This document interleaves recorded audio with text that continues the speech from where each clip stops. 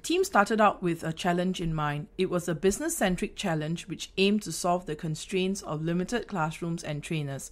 The design challenge was how we could leverage on technology through the use of virtual classrooms to overcome these constraints.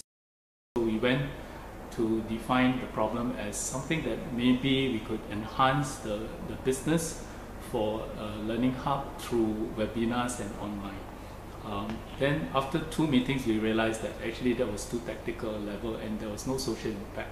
And finally after a few iterations we decided that what we should do is to really look at the social impact of PMEs in Singapore.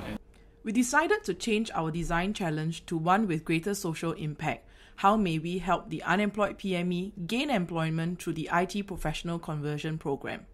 Over the last few months, we have been encountering headlines around the weak economic climate and the impact on Singapore's depressed labour market situation.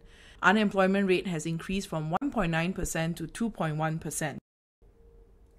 For the first time since 2008, there are fewer vacancies than job seekers.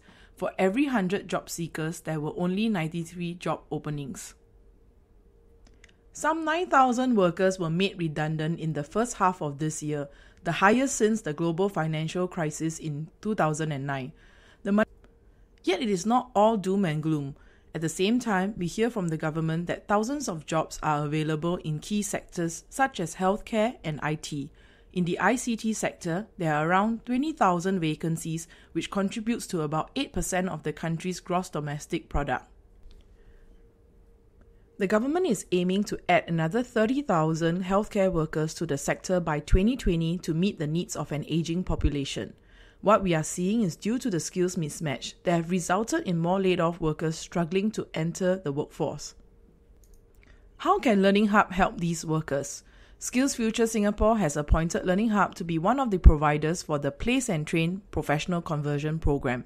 For the ICT sector, we have been appointed the Network Administrator and Software Developer job roles.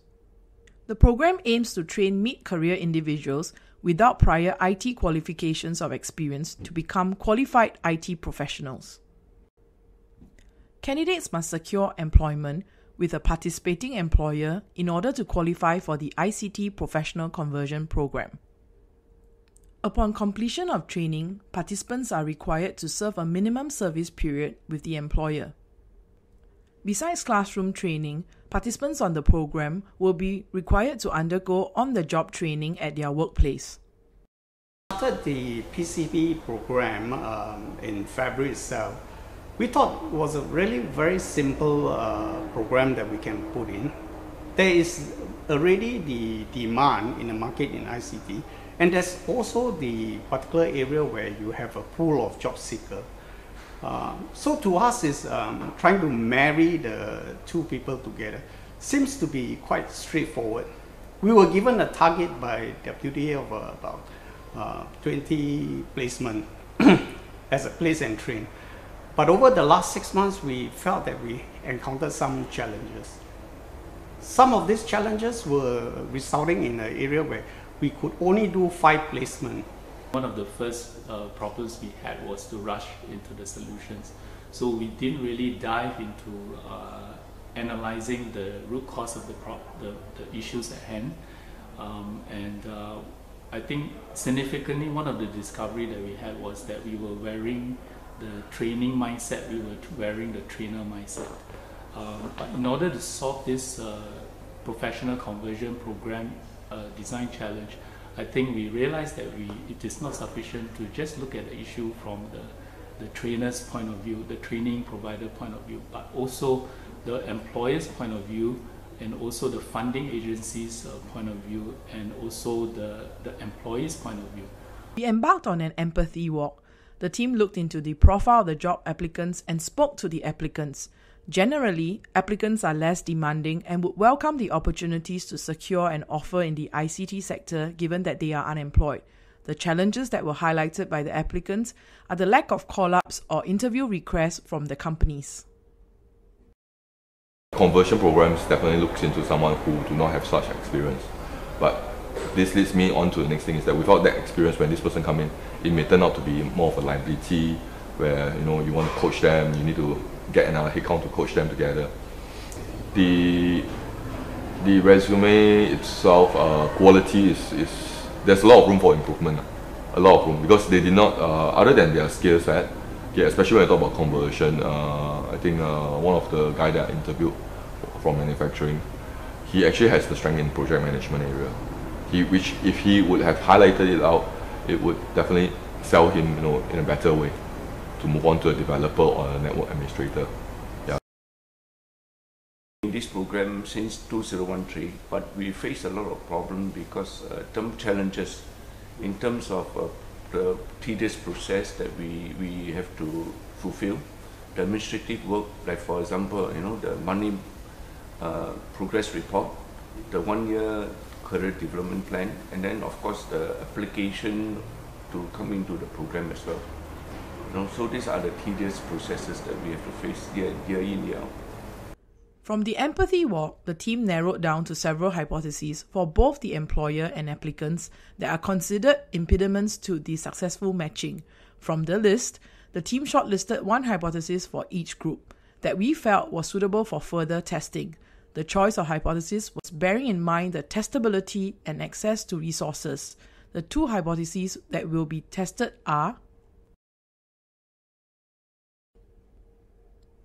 for the employer, concerned about the quality of the program. For the applicants, that the applicants were deemed unqualified due to poor CVs.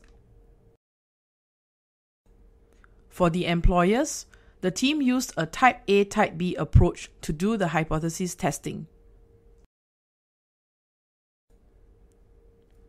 Surveys were sent to employers with a description of the PCP program in its current form. Employers were asked to rate their interest to participate in the original PCP program. This was done through online surveys and also face-to-face interviews.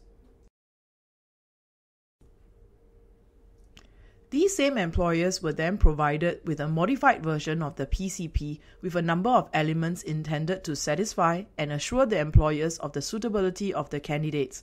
The employers were asked to rate their interest level based on this new version of the PCP as well as the individual features. A comparison was then done on the scores. We sent out the survey to 50 prospective employers, however, only 6 responded. Out of a total of 6 respondents, all of them felt that the modified version of the PCP was equally enticing, if not more desirable. 5 employers indicated no change in the interest level. 1 employer indicated an increase of interest level of 1. Importantly, through the survey, we were able to get an indication on the type of features that are most sought after by the employers. We realized that having additional mentoring service was rated the most important feature. From this, we were able to get a good sense as to what really mattered to the employers in getting them on board. For the applicants, a similar Type A, Type B testing was done by reworking the CV to improve its quality. This is to test if by reworking the CVs, it will increase the chances of the candidates being shortlisted. We leveraged on our fellow SE, Income's HR department, whom had kindly offered to play the role as an independent employer to review the CVs.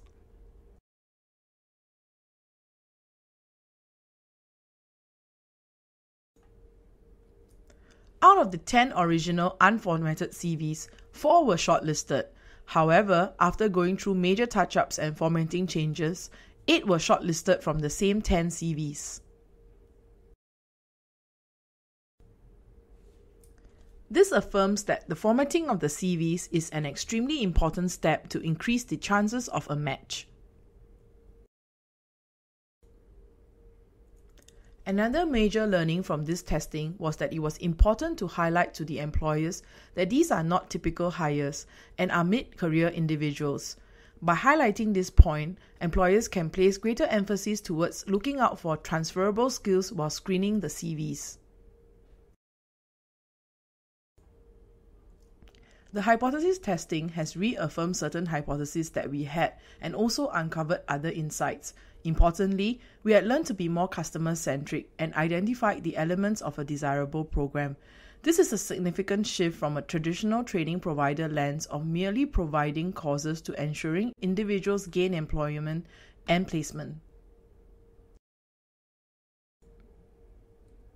Learning Hub will continue to test and pilot this. From a DVF framework, there are still the viable and visible aspects that need to be tested. Learning Hub will be using these insights to modify our existing PCP program.